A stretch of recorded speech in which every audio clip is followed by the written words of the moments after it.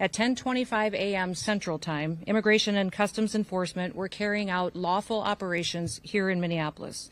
Because of the adverse weather that Minneapolis has seen in recent snow, one of the vehicles became stuck and ensnared in the snow. Law enforcement were attempting to push out this vehicle, and when a mob of agitators that were harassing them all day began blocking them in, shouting at them, and impeding law enforcement operations.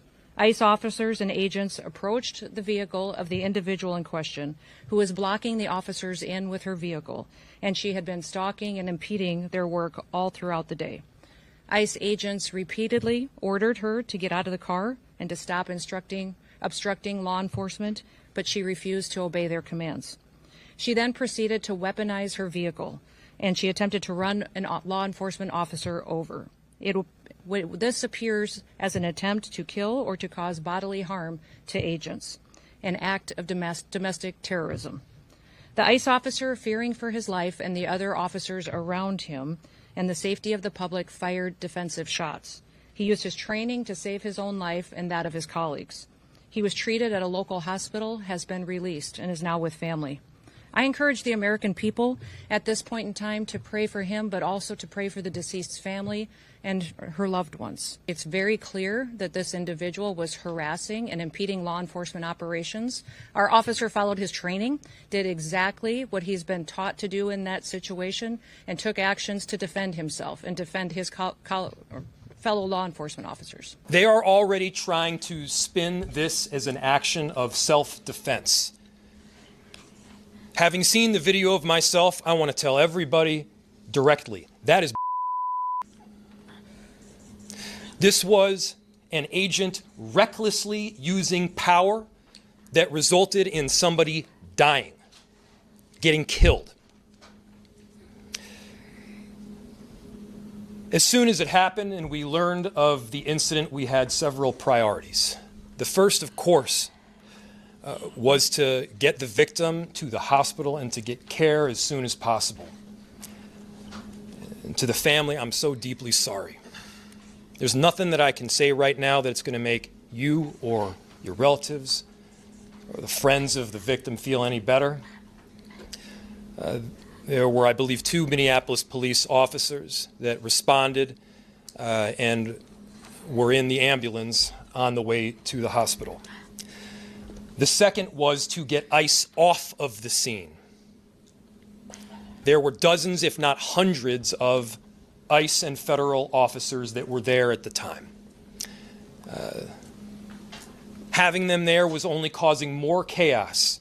Having them there was only making a difficult situation even more problematic, and one that, yes, they created themselves.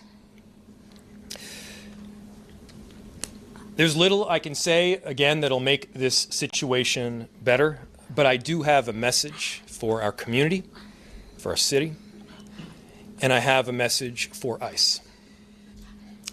To ICE, get the out of Minneapolis. We do not want you here. Your stated reason for being in this city is to create some kind of safety, and you are doing exactly the opposite. People are being hurt. Families are being ripped apart. Long-term Minneapolis residents that have contributed so greatly to our city, to our culture, to our economy are being terrorized, and now somebody is dead. That's on you. And it's also on you to leave. It's on you to make sure that further damage, further loss of life and injury is not done. We're going to be working towards justice as quickly as we possibly can right now, and justice is what we've all got to get. Next, a message to our community. Look, we all know that the agenda of this Trump administration is to create chaos. Let us respond right now with our best versions of self. This is a moment where all of us in Minneapolis and beyond, we can rise to the occasion. We can show them who we are. We can show them the kind of courage, bravery, love, and compassion that makes Minneapolis, Minneapolis, and that makes America, America. We are better than a bunch of ICE agents being deployed to cities around the country and ripping apart families and communities. We're better than that. And so we are going to meet that hate with love. We are going to meet that despair with hope. We are going to meet that injustice with constitutional justice ourselves.